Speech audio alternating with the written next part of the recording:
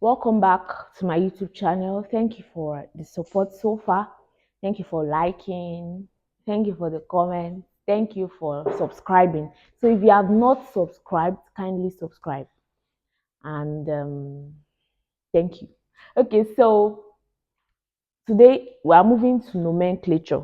Nomenclature, we've already talked about the functional groups and homologous series in the previous video. So if you have not watched that, you can go ahead to check that out before moving to this nomenclature.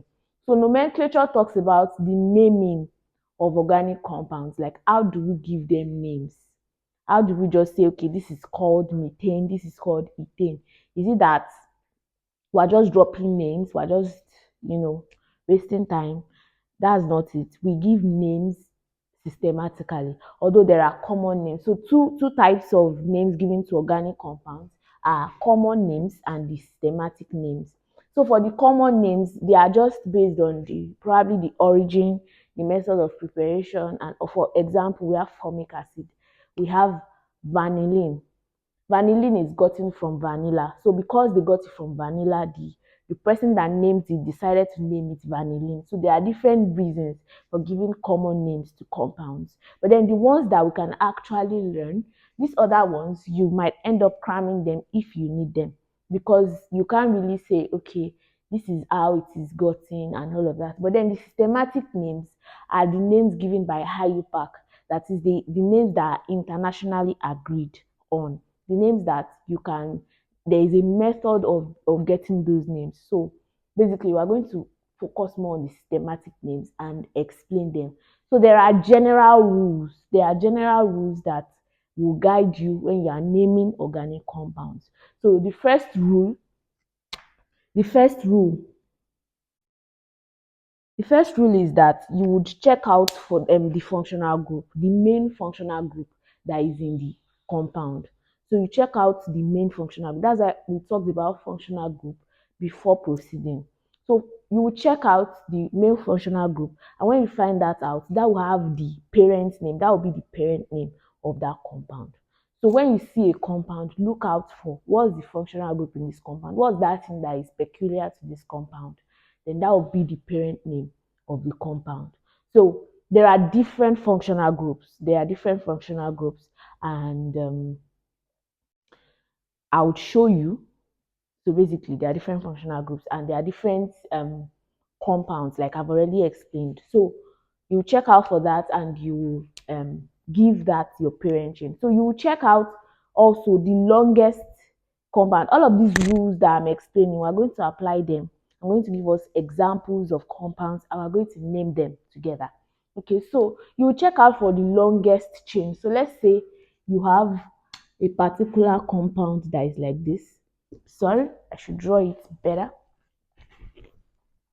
So let's say you have a compound that is like this.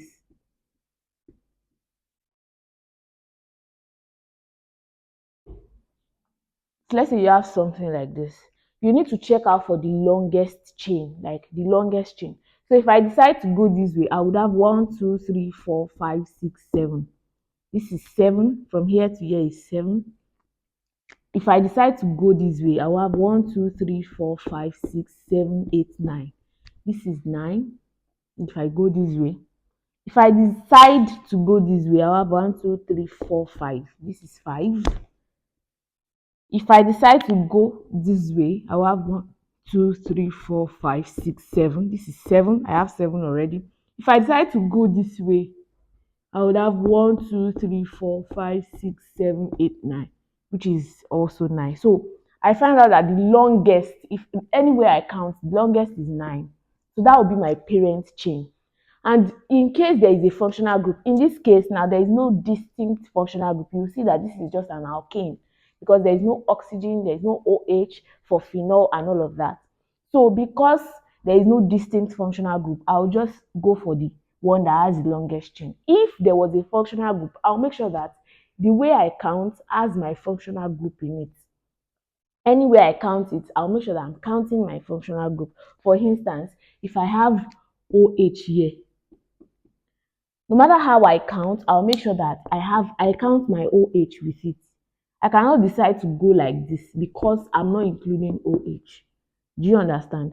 So basically, that's what I'm trying to explain. So that's another rule to consider. Another one is that when you are naming, your numbers will come before the alphabet. For instance, let's say you have this is an attachment and this is ethyl, ethyl, ethyl. So if you want to name this, you make sure that you know the position of this ethyl. When you count your parent chain, you have to know the position of your substituent. So I mean the other attachment apart from the parent chain. So since we are considering something like this as our parent chain, so that means that this one is an attachment, this one also is an attachment. So we need to know the numbers of that attachment. So we can just name the compound and say, okay, this is 1, 2, 3, 4, 5, 6, 7, 8. So we have an attachment on 4, we have an attachment on 7. If I count this way, 1, 2, 3, 4. If I count this way, I will have 1, 2, 3, 4, 5, 6, 7, 8, 9. So I will notice that if it is this way, if it is from here, I have an attachment on 4 and on 7. If I count this way, I have an attachment on 3 and on 6. So you have to go for the one that has the lowest. So basically, if I will choose now, I will not choose 4 and 7. I will choose 3 and 6 as my name. So you have to go for the one that has the lowest. Also, another rule to consider when you are naming is that between numbers, you have commas. And between number and alphabet, you have an hyphen. So for instance, I'm telling you that this is what I'm going to choose now, 3, 6. So you would have 3. I have the first attachment on 3 is ethyl. This is ethyl and this is methyl. So it is 3 ethyl, 6 methyl. So what I'm trying to say now, and I've already established that my longest chain is 9, so that would be no name. So what I'm trying to say now is that between two numbers, you would have a comma. Between a number and a letter, you have hyphen. So that's how to name organic compounds. When you have two numbers, you put comma. Then when you have a number and an alphabet, you put an hyphen. So that's another rule to consider.